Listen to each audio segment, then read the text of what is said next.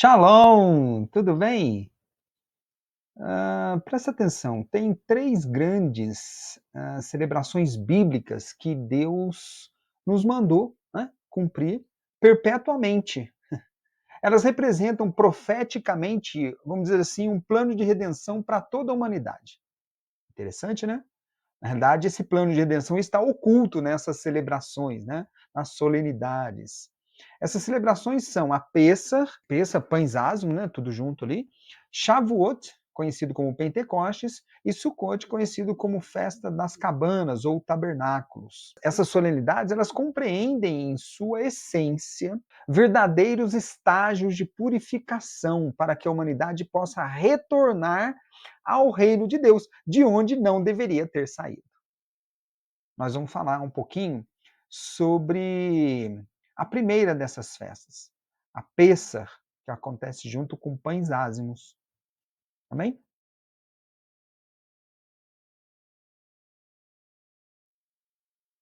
Eu sou o Antônio e este é o canal da comunidade cristã Radavar. Vamos orar? Senhor, Deus Pai Todo-Poderoso, louvado seja o teu santo nome. Nós te louvamos, te bendizemos e te damos graças, Pai, pela oportunidade de estarmos aqui e estudarmos a tua palavra. Por isso rogamos, ó Deus, que teu Espírito fale conosco e abra nossas mentes e corações para recebermos da tua sabedoria, do teu discernimento e podermos encontrar a tua boa, agradável e perfeita vontade nas Escrituras. Nós rogamos as tuas bênçãos, ó Deus, por este momento, por este estudo, pelos que vão assistir a esse estudo depois. Rogamos sempre, Pai, em nome de Jesus. Amém.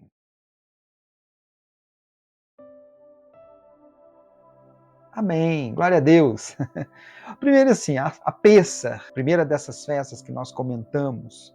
E mesmo assim, existem três solenidades, vamos dizer, que acontecem dentro da mesma semana. Ou existiram, né? Uma delas a gente não trata muito. Mas assim, ó, é a Pessah e a festa dos pães ázimos e também as primícias. A Pessah vamos dizer assim, a passagem, né? É a primeira delas. Já falamos, já temos vídeos, né, estudos no canal sobre esse assunto, né? Então sugiro que vocês assistam.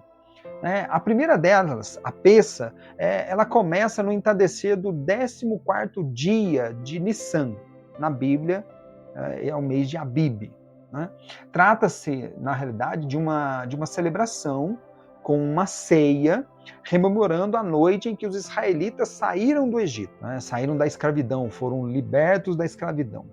O cordeiro que tinha sido levado para a casa, né, das pessoas ali 4 dias antes, ele foi levado no 10º dia do mês, ele é sacrificado nessa tarde, preparado para a ceia à noite, né, que já será, vamos dizer assim, a parte da noite ali, depois das 18 horas, mais ou menos, já seria a véspera do 15º dia. Em Êxodo 12, nós podemos ver os mandamentos para essa ceia.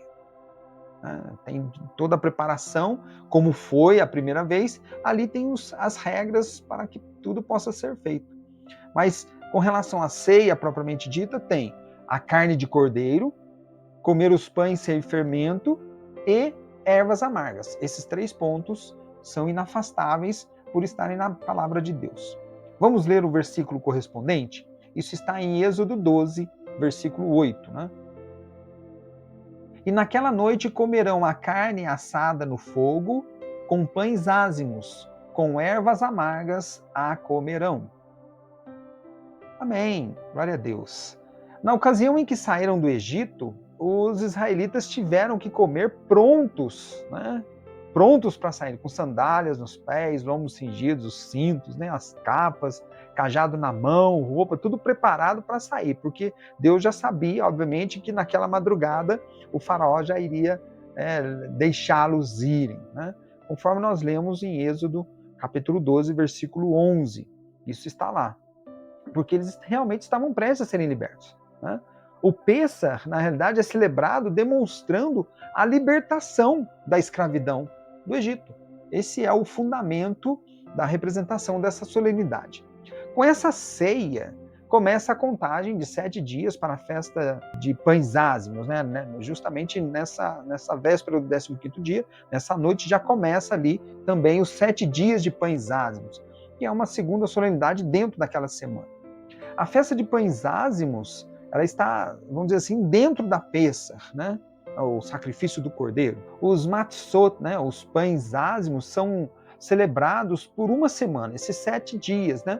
Comendo matzá, comendo pão sem fermento, demonstrando ali que a natureza humana está sendo transformada através dessa libertação. Também podemos dizer, além disso, né, que nós devemos remover de dentro de casa todo e qualquer vestígio de fermento. Isso está lá também em Êxodo 12, 13, em todo um memorial ali.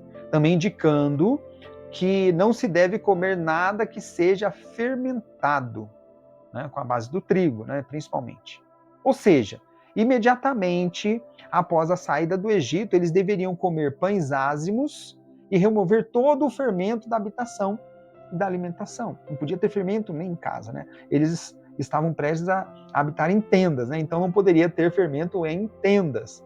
E também da alimentação deles. Durante aqueles 7 dias não poderia ter. Isso a gente toma como regra hoje também, né? Isso aí não deixa de ser uma forma de jejum. Um jejum que tira todo e qualquer alimento fermentado. E a gente precisa compreender um pouco do que se passa, né, por conta dessa festa. Veja bem, questão de processo de fermentação, né, na época era uma fermentação natural, e isso é importante para a gente entender o fundamento da festa, né? Num processo de fermentação natural, como o que tinha na época, né, da saída do Egito, uma massa que recebe o fermento, né, obtido naturalmente, ela passa a fermentar como a massa original. Então, se você tem um fermento, né, o trigo, a água, aquela coisa toda, e coloca esse fermento na massa, na mistura, ela vai formar uma massa, ela vai crescer, vai fermentar. Pega um pouco disso aí, passa para uma outra massa, aquela massa também vai fermentar porque ela recebeu o fermento original. Ou seja, o fermento ele também pode ser multiplicado, ele pode ser replicado. Ou seja, novos pães também teriam um pouco do fermento obtido a partir da massa original. Isso aí é interessante perceber. E na época era assim. Tinha o fermento e ele era obtido e dali uma parte dessa massa era transferida para outra massa e a massa continuava sendo fermentada, né? Algo parecido com isso pode ser feito hoje em dia também, né? Ao invés de fazer uma massa nova, você pode ir sempre obtendo daquele fermento que se fez novos fermentos, novas massas, vamos dizer assim, mas com o mesmo fermento da massa original. Se a gente transporta esse conceito, né, para uma metáfora do fermento, né, na nossa vida, nós podemos dizer que uma coisa é ser uma massa que recebeu esse fermento original lá, vindo de outra, né, uma massa já fermentada que passa do seu fermento para outra massa. Outra coisa é tornar-se uma nova massa sem aquele fermento original. Isso aí é extremamente importante. Deus livra da escravidão do Egito, né? Mas mesmo saindo da escravidão, é possível que alguém ainda leve um pouco do fermento velho, da massa antiga, né? O fermento egípcio. É possível isso daí. Deus nos fala que, na realidade, Ele está libertando da escravidão com a sua mão forte, poderosa.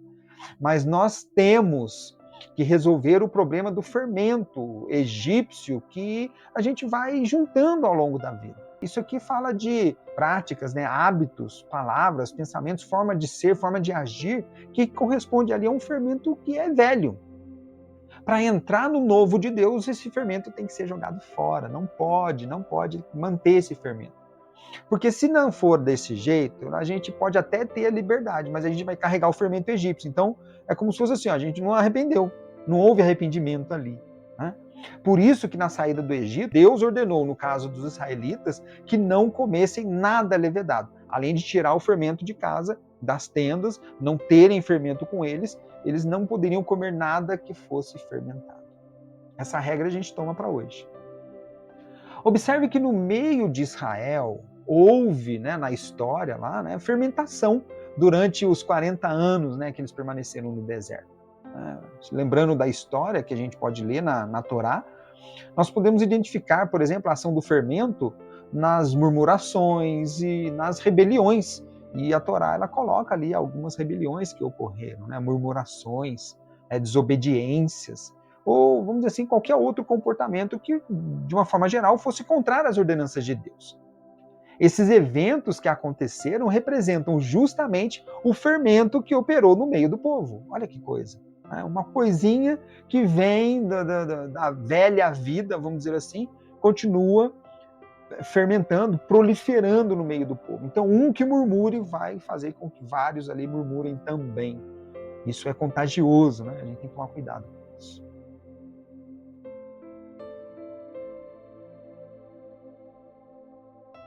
Em verdade, remover o fermento egípcio é extremamente necessário, mas a gente sabe não é um processo simples. O arrependimento ele é um processo, a gente precisa deixar as velhas coisas, né, os odres velhos, como falamos em outros estudos, né, para podermos receber o novo de Deus. Mas esse processo não é simples.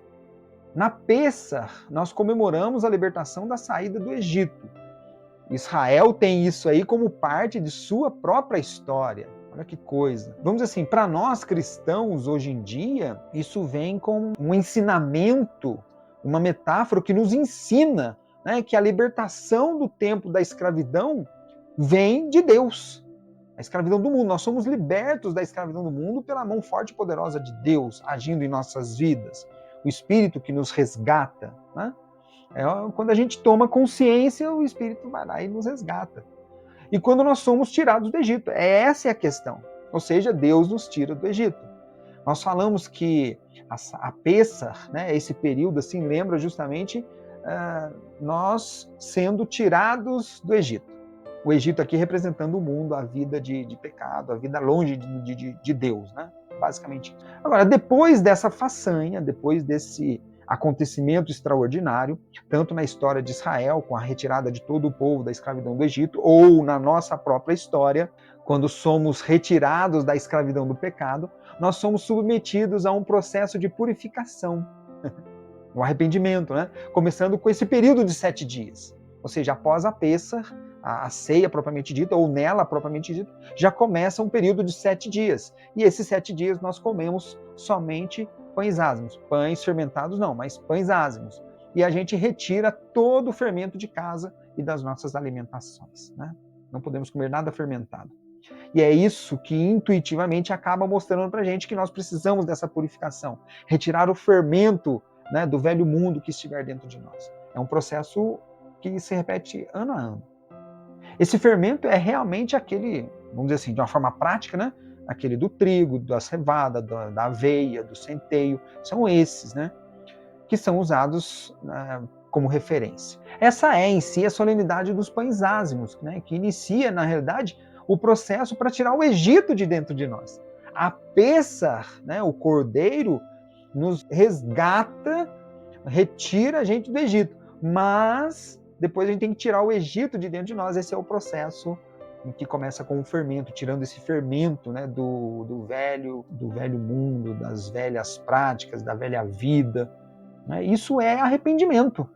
Já falamos tantas vezes aqui, isso é arrependimento. Nós precisamos lembrar que Adão foi feito do pó da terra com água, é o barro. Né? Mas ele permitiu que o pecado entrasse em seu coração, o que pode realmente muito bem representar o fermento. Esse fermento foi passado de geração em geração, como uma massa, né? Aquele fermento, né, inicial que transfere o fermento para outra, uma massa que transfere o seu fermento para outra. E essa outra massa também vai fermentando. Nós não estamos falando aqui do pecado original, não é nada disso. Né? Nós não recebemos o pecado original de Adão. Nós recebemos as consequências dele, a pecaminosidade humana. Pelo pecado que Adão cometeu, ele vai pagar por ele que tem que responder por ele. Né? Então nós não recebemos o pecado. É Adão, cometeu o pecado dele, ele vai ter que responder por isso. Nós recebemos, vamos dizer assim, por herança, o fermento E temos também, em potencial, a possibilidade de pecarmos. E a gente tem que vigiar para isso não acontecer, né? O tempo todo. Então, assim, quando Deus ordenou, né, a remoção do fermento de dentro de nossas casas ou da nossa alimentação, ele na realidade estava dizendo para deixarmos essas coisas velhas para trás, né, e recebermos o novo que ele quer nos entregar. Essas coisas velhas que recebemos por intermédio de Adão, né? Precisamos ser uma nova massa, não uma massa com o fermento que vem do Egito, desde os tempos de Adão, não. Precisamos ser uma nova massa e não colocarmos o fermento do Egito ali. Não, tem que deixar isso de lado. Tem que deixar isso para trás. Esse, na realidade, é o ensino que o apóstolo Paulo traz para nós, na primeira carta aos Coríntios. Vamos ler. Primeira carta aos Coríntios, capítulo 5, versículo 7. Alimpai-vos, pois, do fermento velho, para que sejais uma nova massa, assim como estáis sem fermento, porque Cristo, nossa Páscoa, foi sacrificado por nós. Por isso, façamos a festa não com o fermento velho, nem com o fermento da maldade e da malícia, mas com os ázimos da sinceridade e da verdade. Amém. Glória a Deus. Essas palavras de Paulo são muito esclarecedoras, né? Paulo, né, o apóstolo, ele nos fala para nos limpar do fermento velho. Olha que coisa maravilhosa. É o que está lá em Êxodo, né? Mandando tirar todo o fermento dali, não apenas da alimentação, mas de dentro de casa, né? Para sermos realmente uma nova massa, né? Porém, uma massa sem fermento, como a gente viu no versículo 7, como estamos.